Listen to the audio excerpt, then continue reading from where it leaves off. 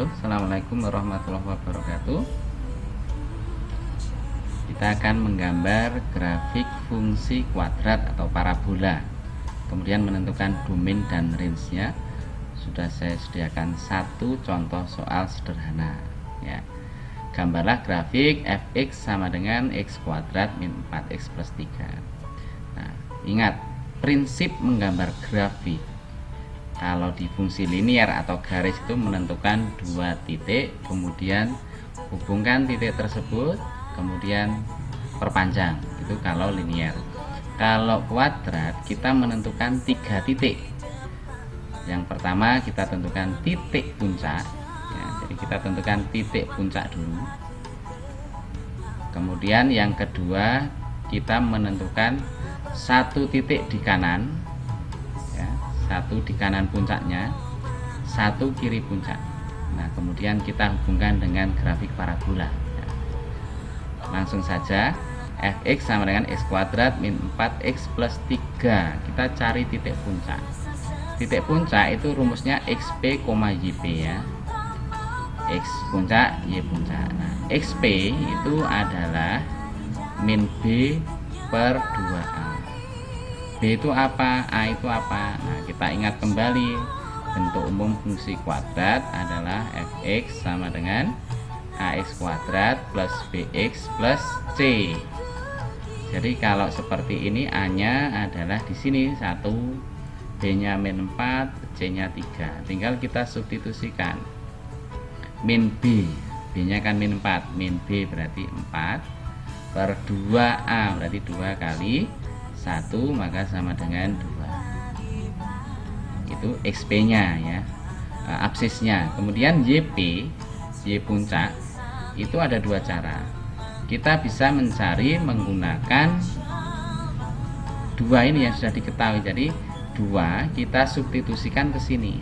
2, berapa? Maksudnya kan begitu. Maka 2 kita substitusikan di sini. Kita mau pakai cara itu, berarti 2 kuadrat 4 ya, dikurangi 4 kali 2 ditambah 3. Ini kalau dihitungkan sama dengan min 1. Jadi titiknya adalah titik puncaknya 2, min 1. Nah, YP selain dengan mensubstitusi XP, YP juga bisa dicari dengan rumus min D per 4A. D itu namanya diskriminan ya. Diskriminan rumusnya ada sendiri, yaitu B kuadrat min 4AC. B-nya mana, A-nya mana, C-nya mana, nah dilihat lagi di sini. Silakan nanti bisa dihitung dengan cara itu, dia juga akan ketemu 2, min 1. Satu titik sudah ketemu. Nah, sekarang kita cari dua titik yang lain ya. Karena X-nya 2, maka kita cari sekarang kalau X-nya 3. Maka Y-nya berapa? X-nya 3. Kita hitung 3 kuadrat tambah 3, berarti 9 tambah 3, 12 kurangi 4 kali 3, 0 ya. Maka dia melalui titik 3,0. Kemudian X di kirinya ini 2, di kanannya tadi 3, kita ambil kanan kirinya 1, maka Y nya kita hitung juga, kita substitusi coba berapa. 1 kuadrat min 4 tambah 3, oh ternyata 0 juga, berarti dia melalui titik 1,0. Nah, kita gambarkan titiknya.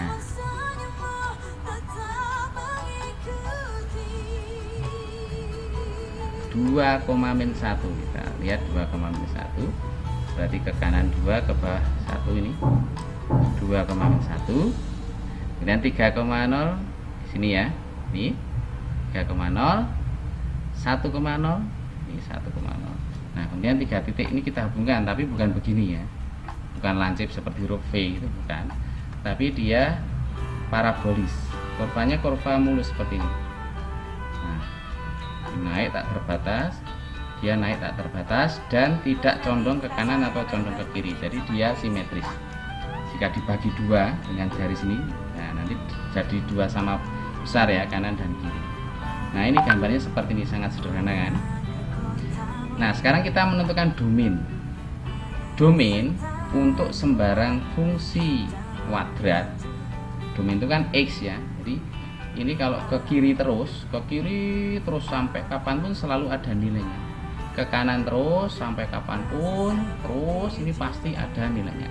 Jadi tanpa terkecuali domain fungsi kuadrat itu pasti X, di mana X-nya bilangan real, pasti seperti ini ya.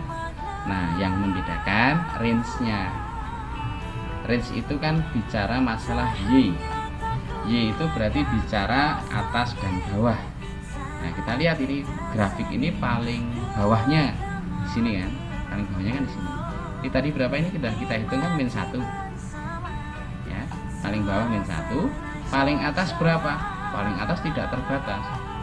Ini gambar ini kalau diteruskan, kita menggambar ini sampai kiamat nggak akan selesai ya. Karena kita ini naik terus nggak terbatas dimensi waktu dan ruang, ini naik terus gitu ya. Jadi range-nya adalah paling bawah min 1, bisa kita tulis min 1 kurang dari sama dengan Y, karena range Y bukan X. Kemudian tak terhingga, nggak boleh pakai sama dengan kalau tak terhingga ya. Kalau ada sama dengannya berarti berhenti di tak hingga.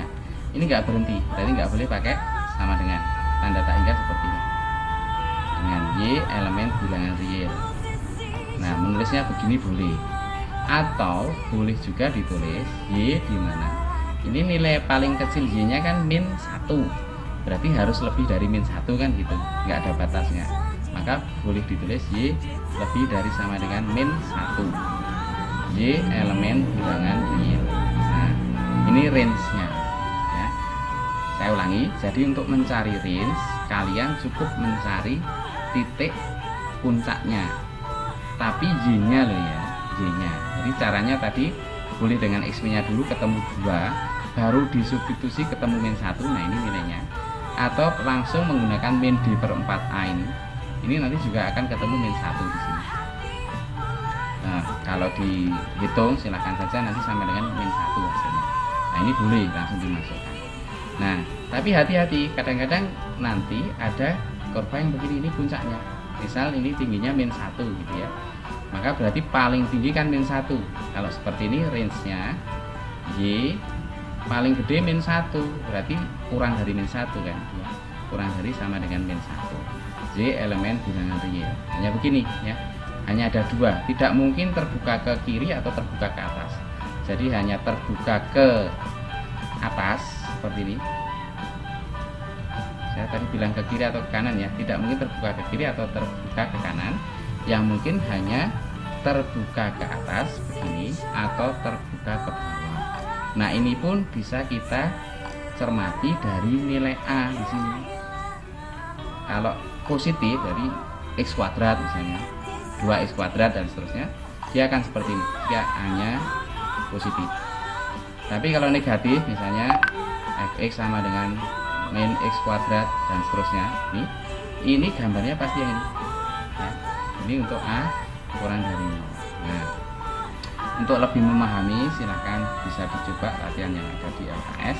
Jika ada yang tidak tahu silahkan nanti ditulis di kolom komentar channel ini atau silahkan di grup WA, boleh ya. Yang tidak boleh adalah tidak paham dan tidak bertanya jika tidak paham. Terima kasih. Assalamualaikum warahmatullahi wabarakatuh.